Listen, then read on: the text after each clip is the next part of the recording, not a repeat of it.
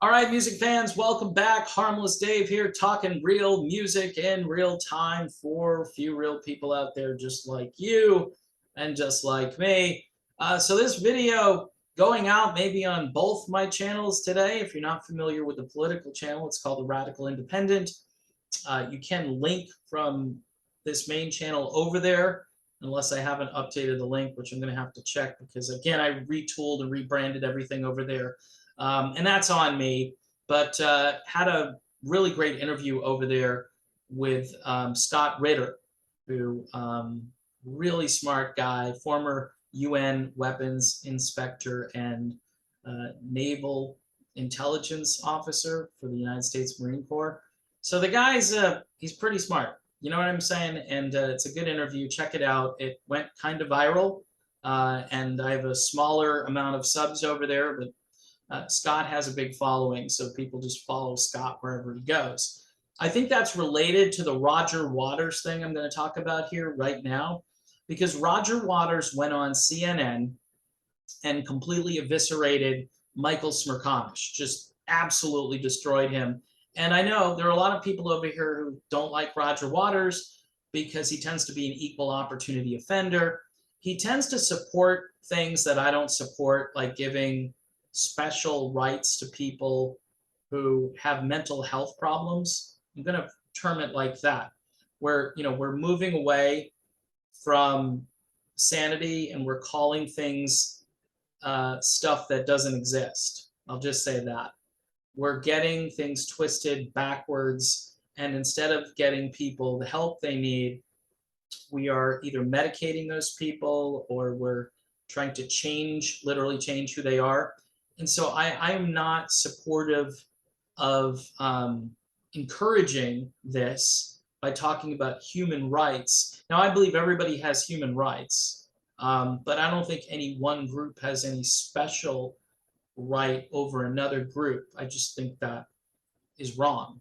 It's some form of discrimination at the very least. And, trying to overcompensate or correct for things that we've done in the past, for instance, I think is also a little bit ridiculous, since none of the people here really had any part in that. Maybe some of our ancestors did, but at this point, the best thing to do is to kind of like sort of erase the chalkboard and start all over again. But we're never going to do that because people make money off of this stuff, and that's the bottom line. So in the case of Roger Waters, though, he is right.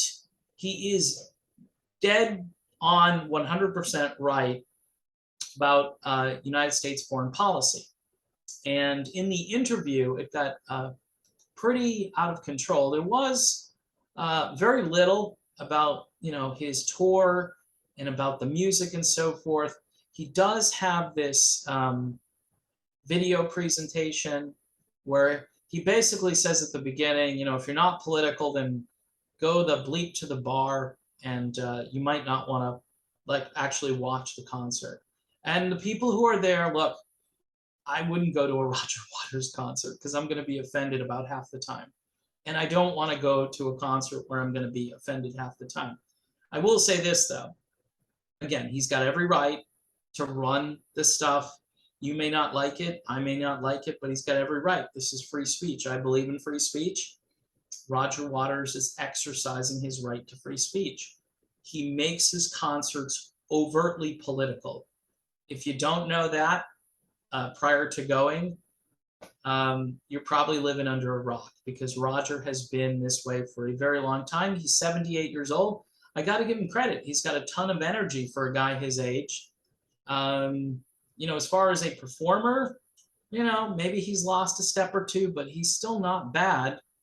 I mean, you could get Pink Floyd together again with Waters and Gilmour and Nick Mason, and people would go and see it. They would pay big money, I think, to see it, but that's not going to happen. So people are going out to see Roger Waters. And he says, the promoters obviously want him to play Pink Floyd music, and he wants to play more obscure solo material. And I think it's like a 50-50 split. It's a compromise. And I'm sure he's making lots of money on this tour.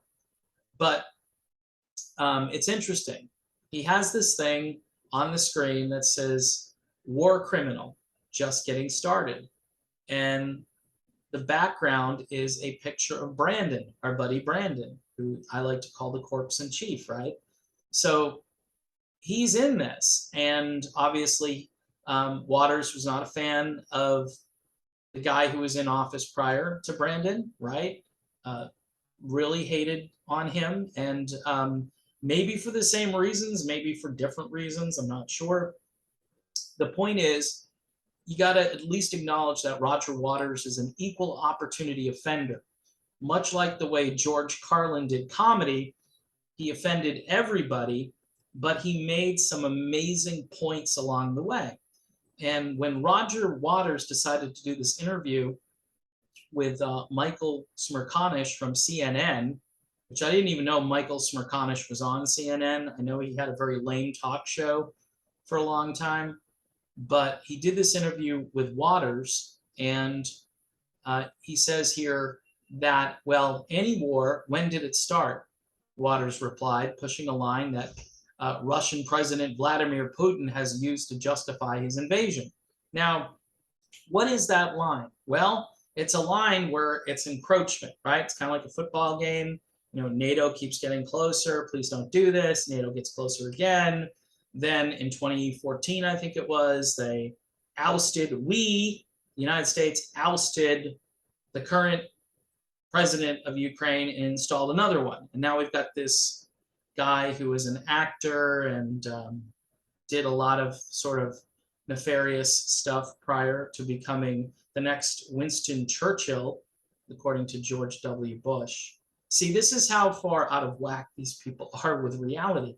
This is why rock bands shouldn't be giving money to Ukraine, because number one, it's not going to get to the people that they're trying to help. It's not going to get there. It's going to be stolen out from under those people, and the corrupt government, they're going to be the ones that keep the money and the weapons, or they're going to sell the weapons. I mean, people need to wake up, but everybody was gaslit for at least a couple of months back in February and March when this started.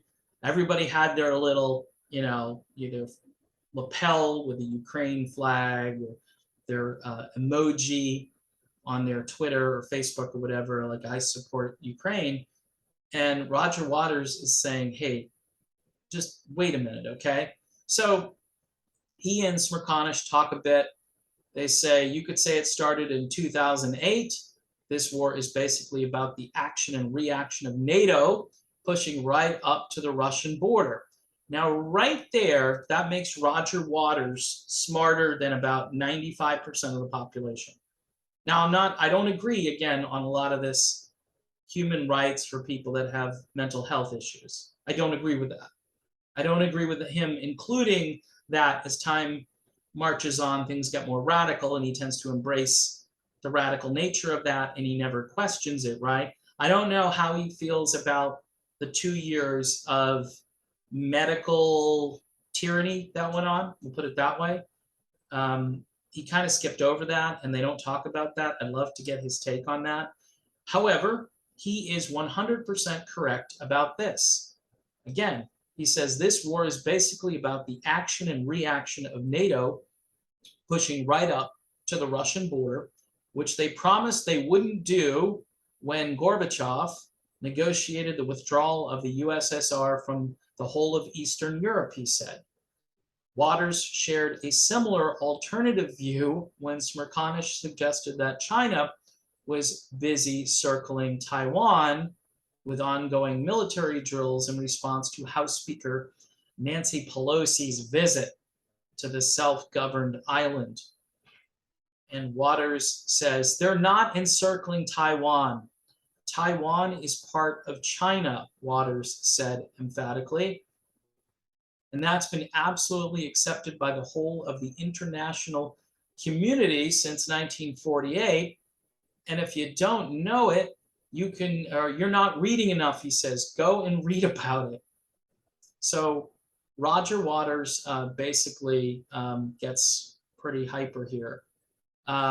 Waters went on to further back Beijing, saying the Chinese didn't invade Iraq and kill 1 million people in 2003. Ouch. In fact, who have the Chinese invaded and murdered or slaughtered? When Smirkanish said their own, the rocker snapped, bullocks. That's absolute bullocks, complete nonsense. You should go away and read. Now, I will say this. China has a horrible record on human rights. So I would push back a little bit there and say, I don't know if they've killed millions of their own, right? At one point they did, obviously. But recently, I don't know. That's not really the argument here. Smirkanish, this is what they call what, a red herring or something, just throwing something out there. What aboutism, some people call this. I don't think that's relevant. If there is a one China policy, there's a one China policy. If there isn't a one China policy, then something needs to be agreed upon. And I think the original point that Waters was making here is that this has been settled, and now the United States is being provocative. Sending Nancy Pelosi to Taiwan was extremely provocative and ill-advised and ridiculous. And anybody with a brain can understand this, right? So, and anyway, Waters is still on the This Is Not a Drill tour, which stops at Long Island's UBS Arena this weekend, and then Madison Square Garden at the end of this month. Again, this guy does have a lot of opinions on things I disagree with vehemently. Guns, I don't agree with his stance on guns. I don't agree with his stance on unborn children. I mean, I can go down the list of things I just don't agree with him on. He tends to kind of hyper sensationalize people who lost their lives in ways that they were mostly responsible for it. That's all I'm going to say. And at a certain level, we have to kind of embrace both sides of this, kind of like being equal opportunity offenders and investigators, right? We can't just say, you're for human rights over here, but you're not for human rights over there. I think human rights are universal, and you shouldn't pick and choose who you highlight, right? You shouldn't be saying, okay, this group of people is more important than this other group of people. I think all human beings are important, from conception to natural death. I think that's the way it was designed, and we're tampering with that design all the time, and we're messing around with it. And it should be fairly cut and dry, because if it's not, then we don't have any kind of rules in place, and you do need an actual rules-based order, not the kind that certain people are promoting out there, but you need an actual human rights agenda, which focuses on everybody and not just specific groups.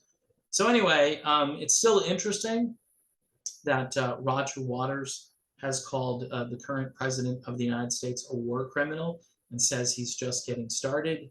I don't think he's going to be around that long to keep doing this stuff. And this problem, by the way, is not going to go away until there's a big sort of, purge of the administrative state in this country. There needs to be a purge of all of these agencies. Some of them need to be closed down.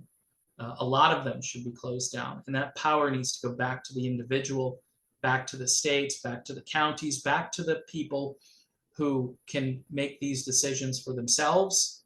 In some cases, maybe you do need a strong defense in those cases. We need to just focus on the problem and not create a problem by our lack of foreign policy acumen and our ridiculous need to intervene everywhere around the world. So again, I know this video for the music side of things is going to be a little wonky and a little ridiculous. On the other side, it's probably going to be a better video to watch over on the radical side of my two personalities here. But in any event, I appreciate people watching. I think Roger Waters has part of this right, and then he's very offensive on the other side of things. But I think people need to be objective and not throw all of what he says out. He's been very consistent about his views on how maybe, just maybe, we're a little bit into imperialism here in the United States, just a little, right? And how the military-industrial complex is essentially, running everything, and they're getting all the money and all the funding, and the average person is left, working two jobs and trying to battle inflation, which is caused, by the way, by all of these wars, these endless wars, and people worried about the climate. Okay, who puts out more CO2? The military. The United States military is pretty much at the top of the list. So if we continue on, if you're thinking that problem can be fixed, which I don't know if there's a fix to that problem, unless, again, we eliminate a good portion of the population here in the United States and all around the world. And I believe there is certainly a move to do that as we speak. There's definitely a move to decrease the number of people. I don't know how successful that's going to be over the long term. Over the short term, it might be effective, right, for these people who are just complete sociopaths. But at the end of the day, I think eventually humanity will figure this out and say, nope, not going to do it. And there's definitely more of us than them, right? There's way more of us than them. And I do believe that eventually, it's kind of like getting control of a runaway car with no driver. Eventually, we're going to figure out a way to get in that car and turn it, stop it, turn it back the other direction. But we've all got to kind of work together. And the whole thing is about decentralizing power and taking it away from all of these rogue federal agencies and bringing it back to the individual, to your local communities, because you decide best locally what's in your best interests. And the politics right now is just a sport. It's a sport. It's left versus right. The left has lost their mind. The right at times is mostly controlled opposition to the left. Even though I agree with a lot of the principles, it's the doing versus the talking. That's where I'm at right now. Do something. Don't just talk about it. Don't fundraise. Actually do something to fix the problem, right? And then I'll give you some credit. It's when people act on their ideas and literally change the course of history, and either through enacting legislation, hopefully, and not just declaring an executive order, because that to me doesn't seem right either. I mean, the people that you like, they'll do that all day long, and then people will come along and rescind all of those things, and you'll be like, okay, so why did this go away? Why? Because nobody put a law in place. And then, of course, you've got the courts who are interpreting laws in ways that don't make sense. They're reading a law and they're reading things into a law, so it gives them a way out to say, oh, I don't interpret it this way. That's why original intent is so crucial to everything. So I've gone off on a super long tangent, and I apologize. So thanks again for watching. Don't forget to subscribe, hit the button if you want notifications for new videos. And Patreon, people, doesn't matter what channel you're on, you can do Patreon for $1 a month, $2 a month, help support the channel. And hopefully we'll have more interviews and more things coming up, and I will see you soon.